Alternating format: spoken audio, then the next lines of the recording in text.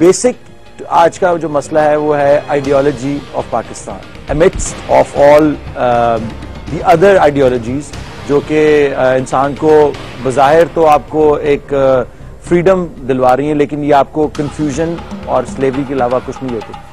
हमें ये बताया जा रहा है कि Pakistan is a failed state, it's a failing state, ये टूटने वाला है, इसमें उसका कोई मुस्तकबिल नहीं है, ये पाकिस्तान को बनाना एक तारीख की सबसे बड़ी गलती थी, नाउजुबिल्लाह। ये सारी खुराफात हम पर फेंकी जाती है। अगर मुझे खतरा तो इसी उम्मत से हो ना जाए आश्कारा शरे पैगंबर कहीं। क्या इकबाल यही उनके आगे नजर में था कि जो यूनाइटेड स्टेट्स ऑफ इस्लाम का कॉन्सेप्ट है कि उसका एपिसेंटर वो पाकिस्तान की रियासत हो? इकबाल ने जो आइडियोलॉजिकल रियासत बनाने की बात की वो सिर्फ एक पहला स्टेप था, पाकिस्तान मकसूद नहीं है, मकसूद को हासिल करने का एक जरिया। क्या सिर्फ रिलीजन, इस्लाम, नमाज पढ़ना, मुसलमान होना, is this the only thing that is important? ये सारी बातें ही तो हमने काउंटर करनी है। यूं तो सैयद भी हो, मिर्जा भी हो, अफगान भी हो, तुम सभी कुछ हो, बता तो सही तुम मुसलमान भी हो। सोल्यूशन ये है कि हम अपनी आइडियोलॉजी पे वापस जाएं, उम्मत पे जाएं, वहदत पे जाएं, यूनिटी पे जाएं, तौहीद पे जाएं, इस बात पर जाएं, कुल अल्लाह वहद पे जाएं कि अल्लाह एक है तो ये उम्मत भी एक है, मिल्लत भी एक है, हमारा मफाद भी एक है, मनफियत एक है इस कौम की, नुकसान भी एक। कोई बड़ी बात होती कि अगर होते मुसलमान भी एक। Assalamu alaikum and welcome to Iqbal Ka Pakistan, the show about the ideology of Pakistan, the Pakistan that Iqbal envisioned and which we haven't been able to achieve as yet. But with the help of our famous guest speaker, Mr. Zaid Hamid Saab, and the youth of Pakistan, we're trying to figure out कि ये मसला क्या है असल में, क्यों नहीं वो पाकिस्तान आज तक बन सका जिसकी हमारे पुरखों ने, जैसे कहते हैं आबाओ अजदाद ने हमारे इतनी कोशिश की और इतने उसके आइडियोलॉजिकल बेस बनाई, उसके बावजूद हमारे पास हजारों साल की तहजीब है जो हमें ये सारे models, scientific, social, economic models भी देती है और हम we still don't want to look at it.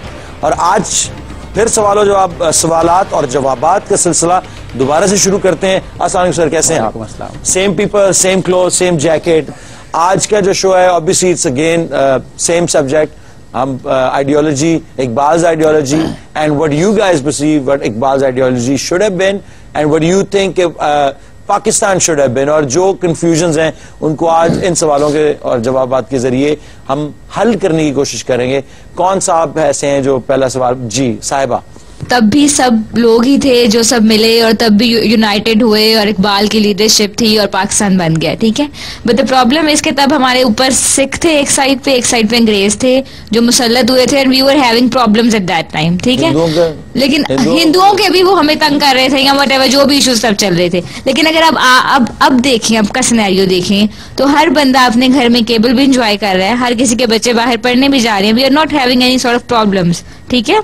ज्यादा जो मेजर लोग हैं जो पॉलिटिक्स को इन्फ्लुएंस कर रहे हैं या जो कह लें the major families of Pakistan, नहीं ना, आम बंदा तो प्रॉब्लम से गुजर रहा है, जिसके घर 12 घंटे लाइट नहीं आती, जिसको आटा लेकिन उस आम बंदे को रोटी और आटे और दाल के प्रॉब्लम से अगर फुर्सत मिलेगी तो ही वो आपके रेवोल्यूशन का पार्ट बन सकेगा। बिल्कुल। तो क्या प्रैक्टिकल स्टेप होगा जो आप लेंगे इसको resolve? Except this is not just discussion, this is not just discussion. अगर आपने बहस बराए बहस करनी है तो उसके लिए और बहुत सारे जो आपको मीडियम्स मिल जाएंगे, आप वहां जाके बैठे और बहस करते रहे, किंगडम कम तक बहस करते रहे। मुसलमान तहजीब के एक जो बगदाद की तहजीब की बात करते हैं, डॉक्टर साहब भी इस चीज को बैक करेंगे कि वहां पे भी मनाजरे शुरू हो गए थे, शिया सुन्नी आमने सामने बैठ जाते थे और मनाजरे शुरू कर देते थे कि बहस बराए बहस होती थी, उसमें इज्तिहाद का कोई एलिमेंट नहीं था, उसमें आगे बढ़ने का कोई एलिमेंट नहीं। बस मुसलमान ने कहा कि हम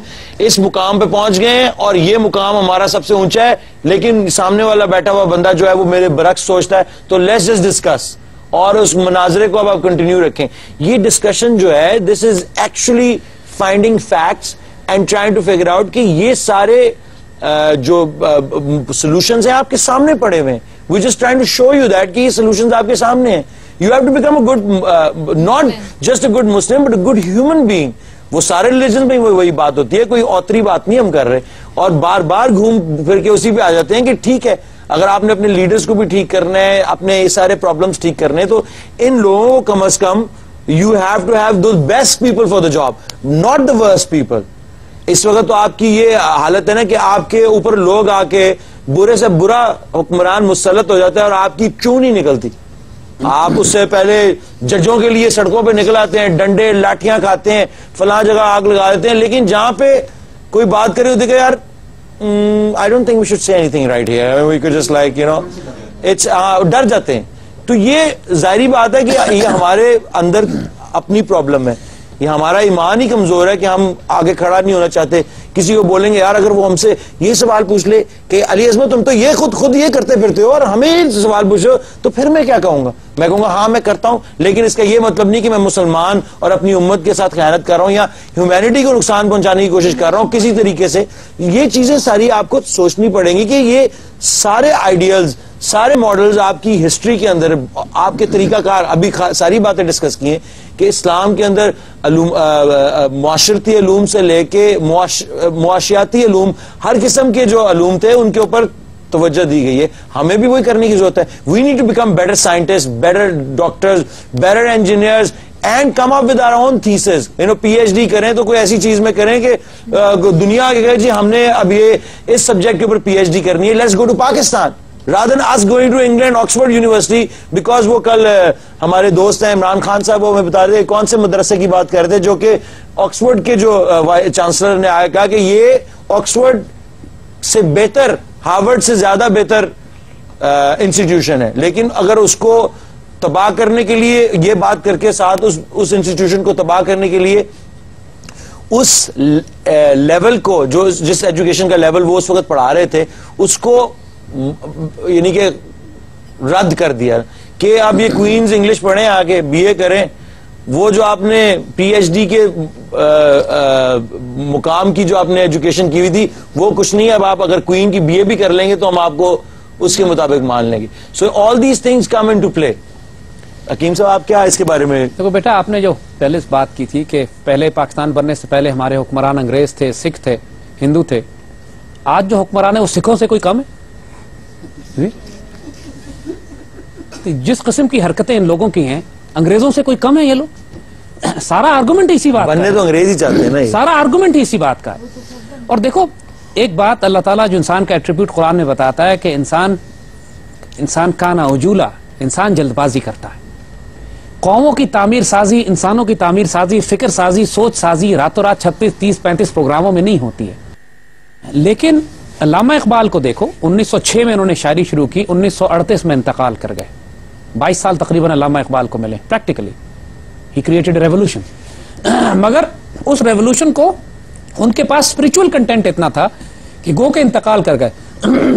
लेकिन उनको यह पता था कि जो काम मैं अनफिनिश छोड़कर जा रहा हूं, आगे आने वाले वक्तों में इसको मुकम्मल कर दिया जाएगा। जब उनसे इतराज किया गया था ना इसी बात पे कि आपका इंतकाल हो गया, किया क्या आपने? कुछ भी नहीं। तो वो मशहूर शेर उनका कि इश्क को फरियाद लाजिम थी जो वो हो चुकी, इश्क को फरियाद लाजिम थी जो वो हो चुकी, अब जरा दिल थाम के फरियाद की तासीर देख। तो फिर फरियाद की तासीर 1940 में 2 साल के बाद, इंतकाल के बाद आई, जब पाकिस्तान रेजोल्यूशन पास होती है। और कायद आज़म ने रेजोल्यूशन पास होने के बाद कहा कि हमने एग्जैक्टली वो किया है जो अल्लामा इकबाल ने हमसे कहा था, आज वो होते तो कितना खुश होते हमारे साथ। रिकॉर्डेड अल्फाज है। और उसके बाद अल्लाह ने मदद की। सेकेंड वर्ल्ड वॉर अल्लाह की तरफ से आई। दुश्मनों ने अपनी चाल चली थी, अल्लाह ने अपने प्लान किए थे। क्योंकि अगर सेकेंड वर्ल्ड वॉर के नतीजे में अंग्रेजों की कमर न तोड़ दी जाती तो कभी भी वो इंडिया छोड़ के जाने पर राजी ना होते। अल्लाह ने फिर जब एक दफा मुसलमानों ने फैसला कर लिया कि हमने पाकिस्तान बनाना है, खुदा ने बंदों से खुद पूछ लिया कि बताओ तेरी रजा क्या है। बंदों ने अपनी रजा दे दी, अल्लाह ने उस रजा पे सिग्नेचर करके स्टैंप लगा दी। फिर अल्लाह ने कायनात मूव की उस रजा को अचीव करने के लिए। And a historic impossibility was created कि 7 साल के अरसे में without any military power, without any nuclear power, without any economic power, without any state, आपने एक स्टेट अचीव कर ली, क्रिएट कर ली आउट ऑफ नोवेयर। और दूसरी बात, पाकिस्तान हमने जमहूरियत से नहीं हासिल किया, जो हमारे दोस्त ने पहले बात कही थी। पाकिस्तान बनाया जब हम लोगों ने निगोशिएशंस की बुनियाद पे। डिप्लोमेसी का एक पुराना रूल है, डिप्लोमेसी में कहते हैं कि you do not get what you deserve, you get what you negotiate. हमेशा निगोशिएशंस की जाती हैं लेने के लिए। और निगोशिएशंस अगर आप डिप्लोमेसी के देखें जो 40 और 47 के दरमियान में हुए, तो अंग्रेजों ने सर तोड़ जोर लगा लिया, हिंदुओं ने सर तोड़ जोर लगा लिया कि पाकिस्तान ना बने। देयर वाज अ पॉइंट कि इवन कायद आज़म से भी गलती होने लगी थी। यहां पर अल्लाह ताला की ताईद हासिल हुई।